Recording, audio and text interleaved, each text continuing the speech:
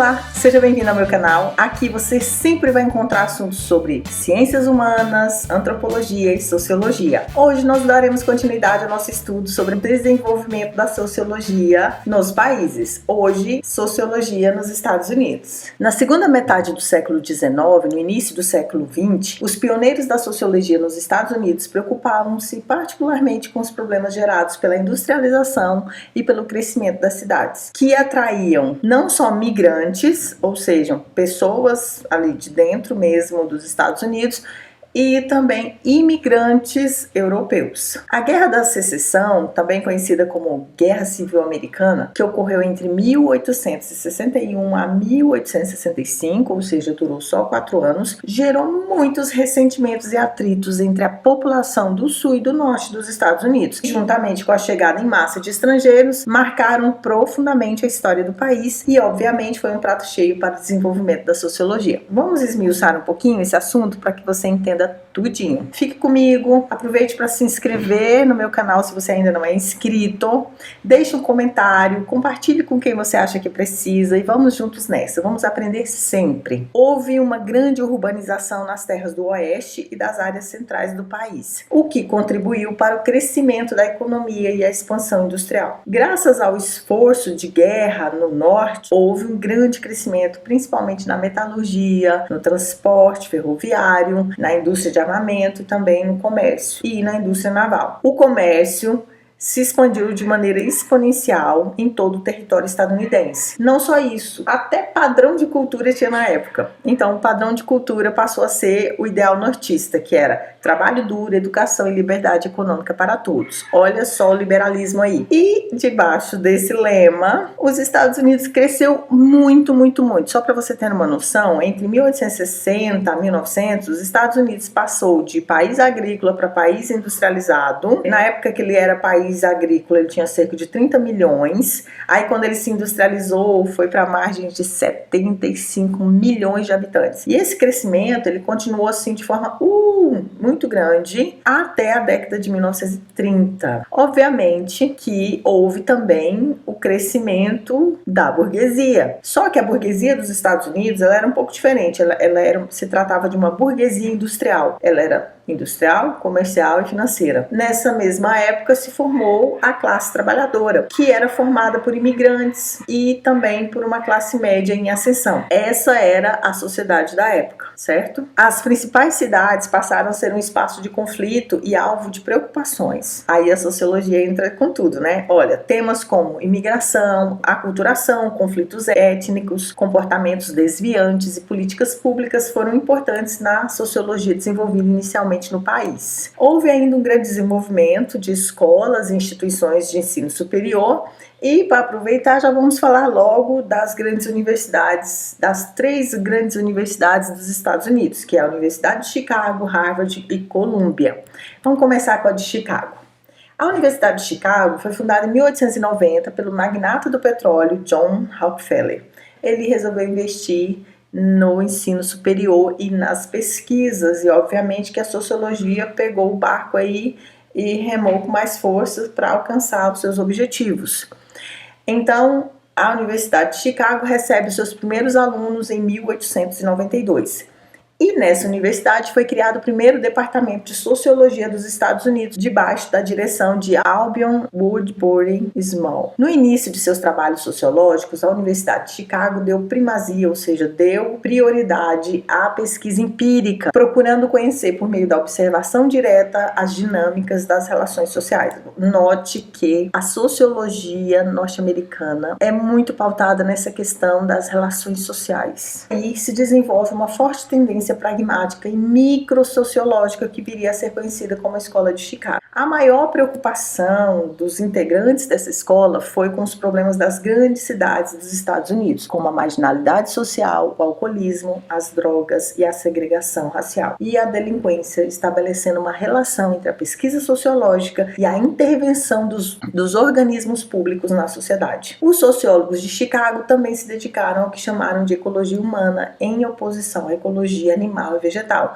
Lembrando que nessa época era muito forte o darwinismo e o evolucionismo, hein, gente? A Escola de Chicago congregou ainda sociólogos e antropólogos ligados à psicologia social que desenvolveram uma abordagem sociológica das relações sociais conhecidas como interacionismo simbólico. A principal figura dessa vertente foi George Herbert Mead, que trabalhou em diversas áreas, sobretudo como psicólogo social e como professor de várias gerações de antropólogos e sociólogos. Os seus escritos foram sistematizados por alunos e publicados com o nome de Mind, Self and Society, a mente, o eu e a sociedade. Isso foi em 1934. Além da tradição intelectual dos Estados Unidos, os integrantes da Escola de Chicago receberam a influência de Jean Gabriel Destardes, Emile Durkheim e George Simmel. Seus continuadores foram Herbert Blumer e Everett Hughes. Agora vamos falar da Universidade de Harvard. A história de Harvard começa em 1636, quando foi fundada na cidade de Cambridge, no estado de Massachusetts. Era uma instituição de ensino denominada New College, ou seja, já existia uma instituição que depois veio a se tornar Harvard. Em 1639, essa instituição recebeu o nome de Harvard College, em homenagem a John Harvard, seu principal mecenas. O que é um mecenas? É aquele que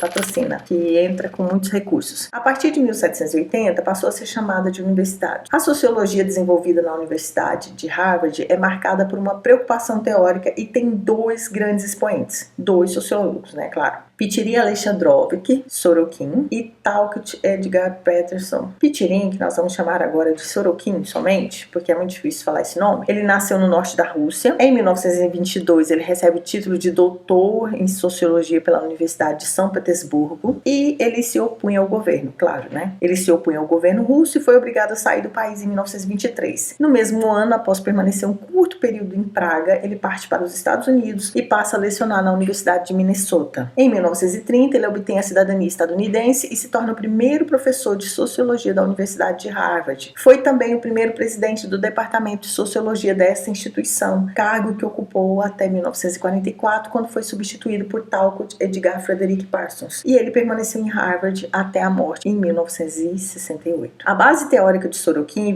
vincula-se a autores europeus e não à tradição estadunidense. Isso é importante você saber. Ele desenvolveu estudos sobre as teorias da dinâmica social e dos processos de mobilidade e mudança social. Suas principais obras foram Sociologia da Revolução, Mobilidade Social, Dinâmica Social e Cultural, A Crise de Nosso Tempo, Sociedade, Cultura e Personalidade e Novas Teorias Sociológicas. As três últimas foram publicadas no Brasil. Agora vamos falar da Universidade de Colômbia. Chamada de King's College, foi fundada em 1754 em Nova York, nos Estados Unidos. Quando as colônias inglesas declararam-se independentes da Grã-Bretanha, a instituição passou a se chamar Universidade de Colômbia. A partir da última década do século XIX, essa universidade se destacaria por uma importante produção no campo da sociologia. Os principais sociólogos que atuaram nessa universidade foram Franklin Giddens, Robert Merton, Paul Lazarsfeld e Charles Wright Mills. Franklin Giddens foi o fundador da cadeira de Sociologia na Universidade de Colômbia, que foi fortemente marcado pelo evolucionismo e pelo pragmatismo, e ele foi pioneiro no uso de métodos quantitativos e experimentais nos estudos sociais. Entre as principais obras de Giddens podemos citar A Teoria da Sociologia, Os Princípios da Sociologia, A Teoria da Socialização, Os Elementos da Sociologia, Sociologia Indutiva e História e Descrição da Sociologia. Depois de Franklin Giddens, a principal expressão da sociologia na Universidade de Colômbia foi Robert King Merton, que nasceu na Filadélfia em 1910 e faleceu em Nova York em 2003. Merton graduou-se em Sociologia na Universidade de Temple e pós-graduou-se na Universidade de Harvard, onde trabalhou com Sorokin e Talcott Parsons até a defesa do seu doutorado. Vamos falar um pouquinho sobre Talcott Parsons. Ele nasce no Colorado, nos Estados Unidos, em 1924, e ele se gradua em Biologia e Filosofia na Faculdade de Amherst. Em 1925, ele pós-graduou em Ciências Sociais na Escola de Economia de Londres, na Inglaterra, e em seguida fez doutorado na Universidade de Heidelberg, na Alemanha. Nos Estados Unidos, ele lecionou Economia e Sociologia na Universidade de Harvard durante 45 anos. E em 1944, ele se tornou presidente do Departamento de Sociologia, transformando 2 anos depois no Departamento Departamento de Relações Sociais, fato importante que influenciou o mundo inteiro, inclusive aqui no Brasil. Ele fez isso a fim de unir a sociologia e outras ciências sociais. Assim como Sorokin, Talcott Parsons voltou-se para a sociologia europeia, tendo por base as ideias de Max Weber, Vilfredo Pareto e Emile Durkheim, além das ideias do economista Alfred Marshall. Ele se fundamentou nesses autores e desenvolveu uma grande obra teórica que dominaria a sociologia estadunidense desde então. Parsons é o sociólogo estadunidense mais conhecido no mundo. Em geral, as pessoas veem esse sociólogo, esse pensador, como alguém conservador, preocupado basicamente com o bom ordenamento da sociedade. Olha a influência de Emile Durkheim aí. Seu interesse era determinar a função que os indivíduos desempenhavam na estrutura social. Ele entendia o indivíduo como expressão dessa estrutura. Essa estrutura deveria ser mantida e preservada, ou seja, ele tinha uma preocupação com a estrutura e ver como o indivíduo se manifestava nessa estrutura. Muito Emile Durkheim. Caso isso não ocorresse, deviam entrar em ações mecanismos de controle social, que afetariam a moral, a ética, o sistema jurídico e penal. E, obviamente, esse controle social deveria ser um instrumento preventivo e também corretivo. Influenciou muito aqui no Brasil também. O seu trabalho exerceu influência em diversos países e em ambientes acadêmicos, particularmente nas décadas de 1950 a 70. Até a União Soviética recebeu a sua influência e ele foi, em 1964, ministrar aulas lá sobre a sociologia estadunidense. Lógico, a convite, né? Suas principais obras foram A Estrutura da Ação Social, Sistema Social, Economia e Sociedade, Estrutura e Processos nas Sociedades Modernas, Sociedades, Perspectivas Evolucionárias e Comparativas, Teoria Sociológica e Sociedade Moderna, Política e Estrutura Social, Sistemas Sociais e a Evolução da Teoria da Ação e Teoria da Ação e a Condição Humana. Depois de Franklin Giddens, a principal expressão da sociologia na Universidade de Colômbia foi Robert King Merton, que em 1941 se transferiu para a Universidade de Colômbia, onde permaneceu durante 38 anos até se aposentar. Nessa universidade, ele procurou integrar a teoria à prática sociológica. Ele estudou o comportamento desviante e os processos de adaptação social, tendo por base pesquisas qualitativas e quantitativas do exercício profissional em ambiente de solidariedade e de conflito. Com Paul Lazarsfeld, ele desenvolveu o Departamento de Pesquisa Social Aplicada. O nome de Merton está vinculado à proposta de criação de teorias de alcance médio, segundo o qual os sociólogos seriam mais úteis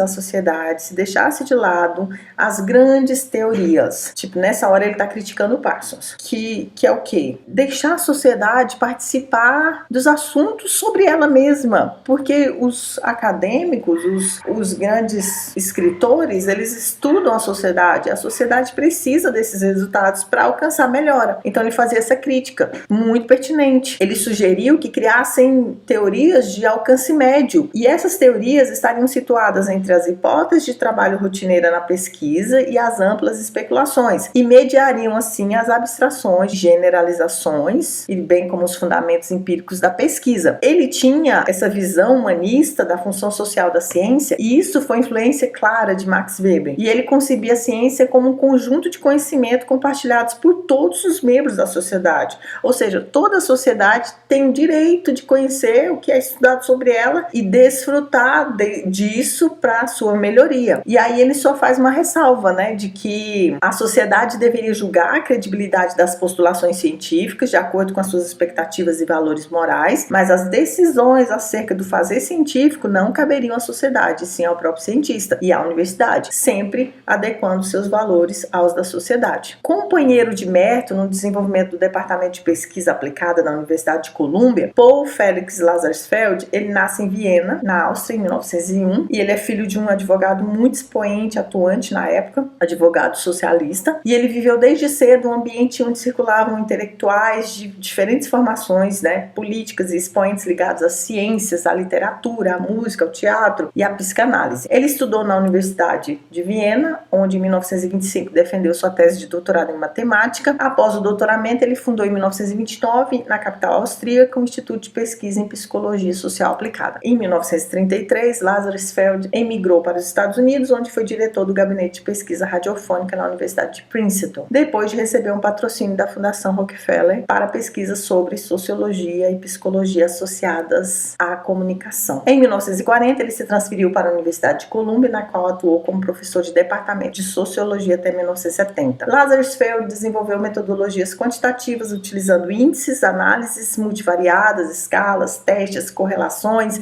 Ele adorava um número, ele gostava de quantificar tudo. Inclusive, ele teve muita influência na questão dos meios de comunicação de massa, nas escolhas eleitorais, nos padrões de consumo, nos estudos sobre esses itens, viu? E porque tudo, na opinião dele e dos seus colaboradores, era quantificável, faz todo sentido. E tinha muita gente que criticava ele. Então, entre os críticos dele, estava lá o Sorokin, que chamava a metodologia dele de quantofrenia. Tipo, que o negócio dele era números.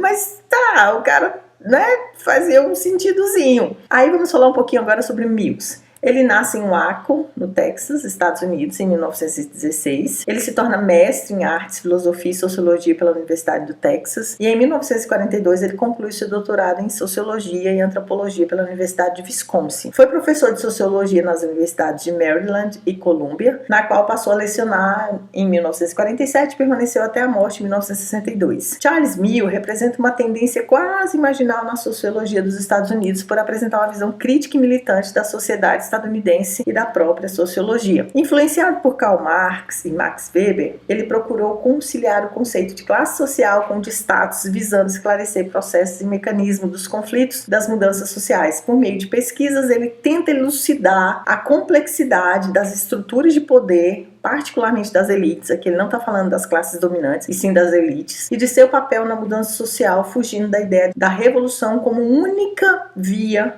para a transformação social. Charles Mills é conhecido principalmente por seu livro A Imaginação Sociológica, muito lido aqui no Brasil. Foi publicado originalmente nos Estados Unidos em 1959. Nesse livro, o autor propõe que os sociólogos, ao exercer a profissão, não deixem a imaginação e a criatividade de lado em favor de uma pretensa objetividade e neutralidade do trabalho científico. Para Mills, os grandes intelectuais da história nunca abriram mão da reflexão e da criatividade e mantiveram uma postura crítica diante da realidade, atribuindo aos sociólogos a responsabilidade de agentes ativos na sociedade. Tá vendo? Um pouco daquela... Tá vendo a importância da sociologia americana para o resto do mundo? Essa questão de se preocupar com a sociedade, que esse produto que a academia produz tem que impactar a sociedade de alguma forma. Não pode ser uma coisa dura, reta, que fica ali só no meiozinho acadêmico, onde tem aquela posição toda egóica, né? Eu escrevi, eu li. Não, tem que afetar a sociedade. Mills defendia a ideia de que a sociedade deveria ser acessível à compreensão do grande público. Maravilhoso. Para ele, a ciência social era inseparável da vida pessoal do cientista. O cientista precisaria usar a intuição, a imaginação e o comprometimento com o tempo em que se vivia eram fundamentais para compreender cientificamente a sociedade. Suas obras foram publicadas em vários idiomas. São elas: A Nova Classe Média, A Elite do Poder, Sobre Artesanato Intelectual e os Marxistas. Ele também escreveu artigos em revistas e 2 livros que tiveram grande exposição na mídia dos Estados Unidos. Sabe por quê? Porque foi polêmico. Primeiro, ele coloca as causas da Terceira Guerra Mundial, onde ele envolve os Estados Unidos. Aí ele discute a questão da corrida nuclear e a Revolução em Cuba. Ele analisa a fase inicial da Revolução Cubana e coloca também na mira os Estados Unidos, mostrando o papel dos Estados Unidos ali para que ocorresse isso. Outros sociólogos que defendem uma postura crítica na sociologia estadunidense, continuadores ou não de Charles Mills, são Irving Louis Horowitz, Martin Nicolaus e Alvin Goldman. Só para fixar conteúdo, olha só. Os principais fundadores da sociologia nos Estados Unidos são William Graham Sumner, Lest Frank Ward, Albion Woodbury Small, Franklin Henry Giddens, Thorstein Buden Veblen, William Isaac Thomas, Robert Ezra Park, Charles Horton Cooley e George Herbert Mead. A herança cultural desses fundadores é muito diversa. Foram influenciados principalmente pela tradição religiosa protestante disseminada em quase todo o território e também pelo liberalismo econômico clássico conservador, do tipo laissez-faire, que era o deixar fazer, e pelo evolucionismo do inglês Charles Darwin, e pelo darwinismo social de Herbert Spencer. E também se deve acrescentar nesse caldeirão todo aí de conhecimento as concepções do mundo e ciência e o pragmatismo do filósofo e psicólogo William James e do filósofo Charles Peirce. Essa herança permite compreender as duas grandes características da sociologia nos Estados Unidos. Olha só, multiplicidade de temas, problemas e propostas e diversidade teórica e metodológica, ou seja, tinha muitos problemas para se falar e tinham muitas teorias de como solucionar esses problemas, de como abordar esses problemas. E o desenvolvimento desse campo do conhecimento em universidades nas quais as atividades eram financiadas pelo Estado, pelo setor privado, né? Vamos de novo aqui falar um pouquinho do Rockefeller, que teve grande influência, e também os comitês e associações normalmente religiosas. Olha só essa mistura, gente. E aí, lógico que disso aqui que surge as universidades, né, que nós falamos acima. Então, é bom que você entenda toda essa mistura de coisas, de fatores que fizeram com que a sociologia se desenvolvesse nos Estados Unidos. Bom, essa foi a nossa aula de hoje. Aproveita para se inscrever, se você não se inscreveu ainda. Deixe seu comentário, se cuide e nos vemos no próximo vídeo. Até mais!